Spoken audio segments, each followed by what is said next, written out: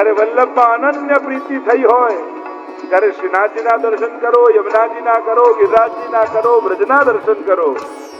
એ જ વલ્લભનો જ વિસ્તારનો અનુભવ તમને થાય. અને આ જ સાચા અર્થમાં સ્વરૂપ નિષ્ઠા છે. વૈષ્ણવો સ્વરૂપ નિષ્ઠા પ્રગટાવજો. અને પુષ્ટિ ભક્તિ માર્ગની સર્વોચ્ચ સ્વરૂપ નિષ્ઠા એ વલ્લભના સ્વરૂપમાં નિષ્ઠા છે. શ્રીજીના સ્વરૂપ થકી પણ જ્યારે શ્રીનાથજી કૃપા કરે ત્યારે વલ્લભમાં પ્રીતિ થાય છે. જહાં દેખો તહાં યાં યે और इन्हीं छाड़ और ही भजे तो जर जावो वह दे. અને હરિરાયજીને તો એટલી બધી આસક્તિ છે કે શ્રી વલ્લભને છોડીને જો અન્યને ભજવાની વાત કરે તો એના કરતા તો આ દેહ બળીને ખાક થઈ જાય સારું.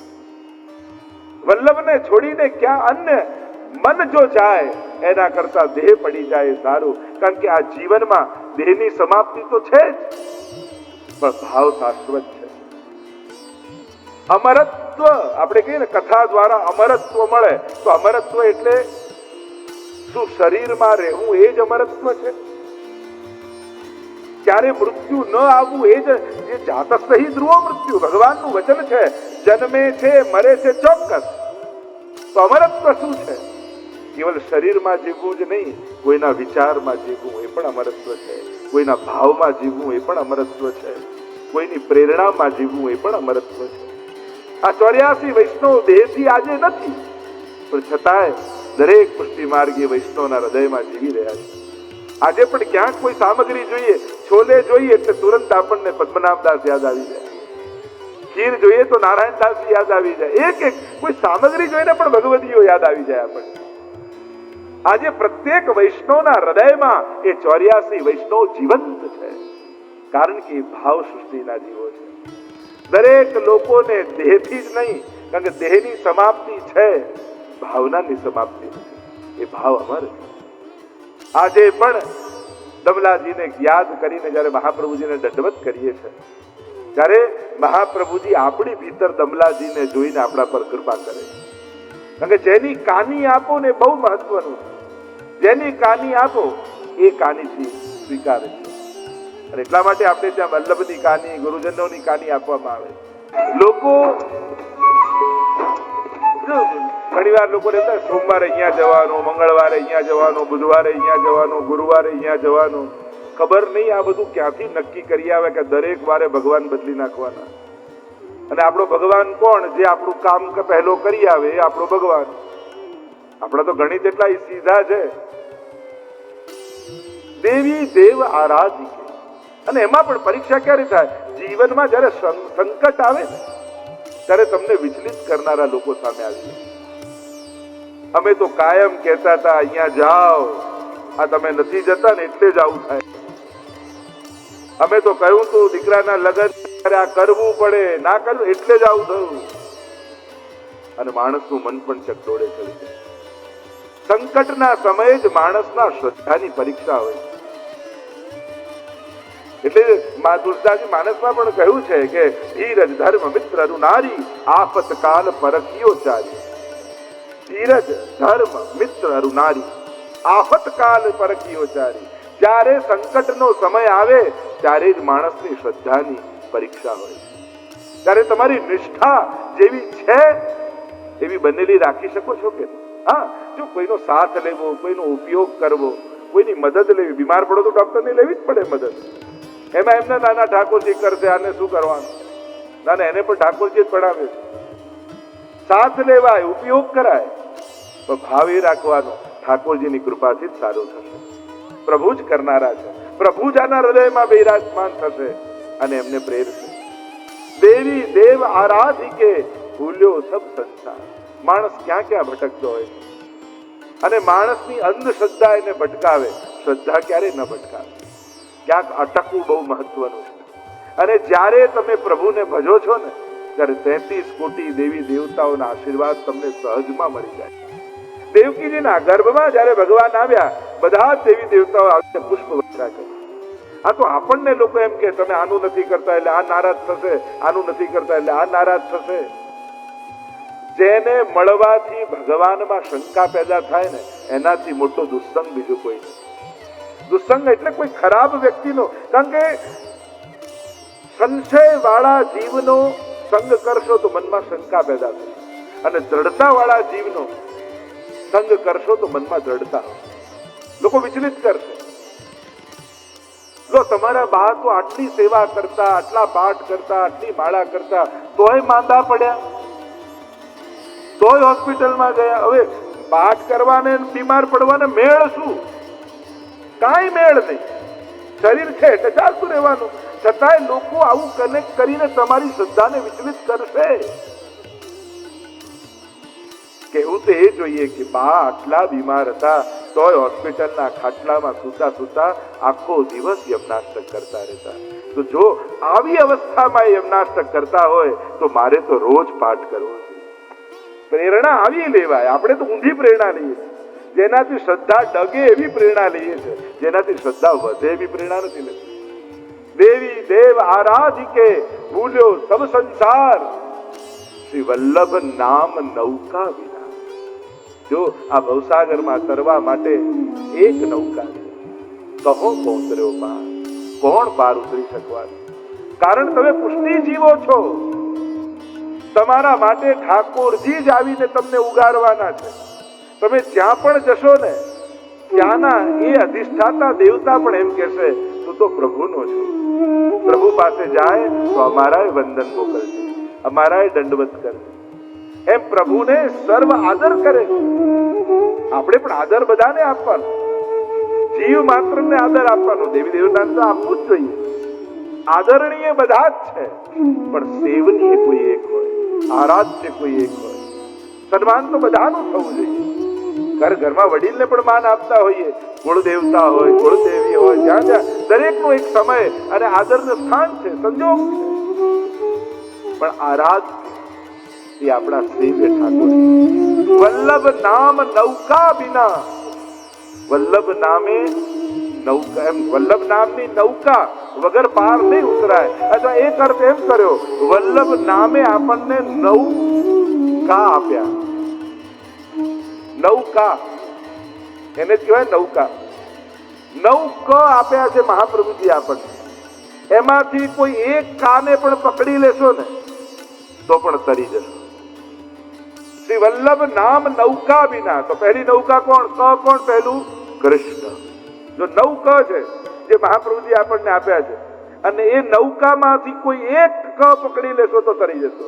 સૌથી પહેલો કૃષ્ણ આપણને આપ્યો. અને આ કૃષ્ણ પુષ્ટાવીને આપણા માથે પધરાવી આપણા સેવ્ય રૂપે આપ્યા. કહ્યું કે તું આને લાડ લડાવ, અને જગતનો નાથ, ત્રિલોકનો નાથ તમારે ત્યાં અસમર્થ બાળકની જેમ બની તમને યશોદાનું સુખ આપવા માટે એ બાળક બનીને તમારા ઘરે બિરાજી જાય. અને જેમ બાલકૃષ્ણ બ્રજમાં 6 દિવસના એ લાલન યશોદાજીની ગોદમાં ખેલતા, એમ આપણી ગોદમાં ખેલવા લાગે. આનાથી મોટું સૌભાગ્ય શું હોય? તમને મહાપ્રભુજીએ યશોદા થવાનું સૌભાગ્ય આપ્યું. તમને મહાપ્રભુજીએ ગોપી બનવાનું સૌભાગ્ય આપ્યું. તમને મહાપ્રભુજીએ વ્રજભક્ત બનવાનું સૌભાગ્ય આપ્યું છે. તમારા ઘરે ઠાકોરજી પધરાવ્યું. પહેલો ક કૃષ્ણનો, બીજો નૌકાનો બીજો ક એ કાલિંદીનો. શ્રી યમુનાજી આપણને આપે. યમુનાજીનું સ્વરૂપ આપણને સમજાવ્યું કે આ યમુના કોણ છે? તને ભક્તિ પદાર્થ, મુકુંદ રતિવર્ધિની, તમારી અંદર ભાવનું દાન કરનારા. સમસ્ત દુરિતક્ષયો ભવતિ વૈ મુકુંદે રતિ, તયા સકલ સિદ્ધયો મુરરિપુષ્ટ સંતુષ્ટતિ, સ્વભાવ વિજયો ભવેત વદતિ વલ્લભશ્રી હરે. બીજો ક નૌકાનો એ કાલિંદી છે. નિત્ય યમનાષ્ટકનો પાઠ કરજો વૈષ્ણવો. યમુનાજી ભાગ્ય ને સૌભાગ્યની દાત્રી. તમારા સકલ મનોરથો પૂર્ણ કરશે. એક વસ્તુ યાદ રાખો, જ્યારે તમે શ્રીજી તને પામવા માટે નીકળો છો ને તો સંસાર તો પાછળ પાછળ તમારે આવે. એ સૌભાગ્ય તો સહજમાં, અહીંયાથી તમે કારમાં બોમ્બે જવા નીકળો તો વડોદરા ને સુરત તો રસ્તામાં જ આવી જાય. એમાં કઈ સ્પેશિયલ જવું ન પડે. એમ જે ભગવાનને મેળવવા માટે નીકળ્યો હોય એને સંસારની સર્વ સંપત્તિઓની પાછળ પાછળ આવવા લાગે. લક્ષ્મીજી એની પાછળ પાછળ ચાલવા લાગે. બીજો ક એ કાલિંદી. ત્રીજો ક એ કથા. શ્રી મહાપ્રભુજી એ દિવ્ય કથાઓ ઠાકોરજીની આપણને આપી સુબોધનીજીના માધ્યમથી. સેવાયાંબા કથાયાંબા યસ્યા શક્તિ દૃઢા ભવેત, એ મહાપ્રભુજીના વચન. ભગવત કથા, આમાંથી કોઈ એક ન પકડી દો. ભગવત કથામાં પણ જો પ્રીતિ થઈ ગઈ, દિનકરદાસની વાર્તા આવે છે, મહાપ્રભુજી કથા કરવા બિરાજે એના પહેલા તો આવીને બેસી જાય. એક દિવસ મહાપ્રભુજી કથા પ્રારંભ કરવાના જ હતા અને સમાચાર મળ્યા, ભોજનની તૈયારી કરી રહ્યા છે, બાટી બનાવી રહ્યા છે, અને ખબર પડી કે મહાપ્રભુજી ગાદી પર બિરાજી ગયા. કાચો લોટ ફાંકીને દોડ્યા. કહ્યું કરે બનાવી તો ભૂખ્યા રહી જશો, કે પેટની ભૂખ તો પછી સંતોષાશે, પણ આત્માની તૃપ્તિ તો વલ્લભના વચનથી મને મળે છે, અને એ તૃપ્તિ જે મળે છે એને કારણે દેહના ધર્મો આપમેળે સમાપ્ત થઈ જાય. કાચી બાટી ખાઈને દોડ્યા, એવી વૈષ્ણવની વાર્તામાં પ્રસંગ છે. સ્વયં ગુસાઈજીના ચરિત્રમાં આવે, રસકા અલી ખાન અને એની દીકરી ના આવે ત્યાં સુધી કથા શરૂ ન કરે ગુસાઈજી. બધા ચર્ચા કરે કે આવો પક્ષપાત કેમ? એ આવે ત્યારે જ કથા શરૂ થાય. અને શબ્દો પડ્યા ગુસાઈજીના કાનમાં કે વૈષ્ણવ આવી વાત કરી રહ્યા છે. અને જ્યાં કથા શરૂ કરવાનો પ્રસંગ આવ્યો એટલે ગુસાઈજીએ પૂછ્યું કે બતાવો, કાલે કથા ક્યાં છોડી હતી? વિરામ ક્યાં કર્યો હતો? કયા પ્રસંગમાં કર્યો હતો?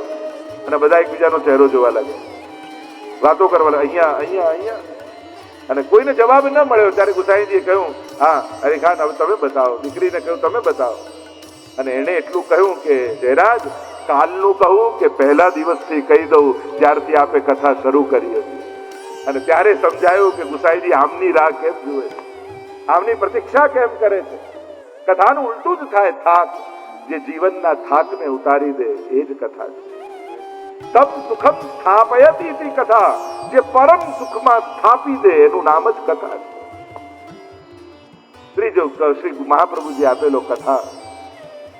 ચોથો ક એ કૃપા છે. સાધનના માર્ગો તો ઘણા હતા, મહાપ્રભુજી કૃપા શબ્દ જગતને આપ્યો છે, પુષ્ટિ શબ્દ જગતને આપ્યો છે. પુષ્ટિનો અર્થ થાય પોષણમ તદનુગ્રહ, અનુગ્રહ કૃપા.